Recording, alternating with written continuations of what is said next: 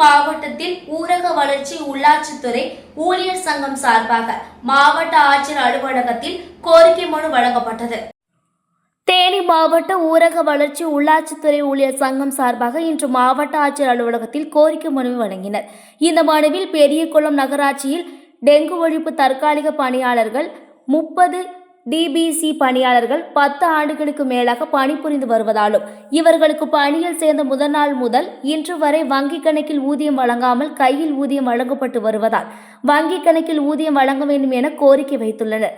DPC பணியாளர்களுக்கு பிடித்தல் செய்யப்படும் இபிஎஃப் தொகையினை கட்டாமல் நிர்வாகம் செயல்பட்டு வருவதால் அதை உடனடியாக கட்ட வேண்டும், அதற்கான நடவடிக்கை எடுக்க வேண்டும் என கோரிக்கையும் வைத்துள்ளனர்.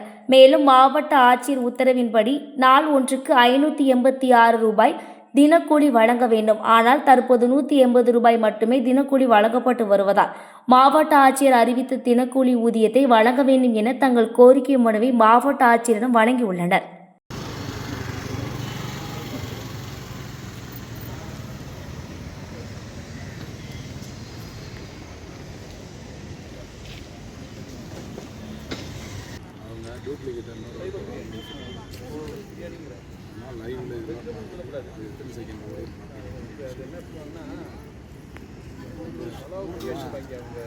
ரூல்ஸ்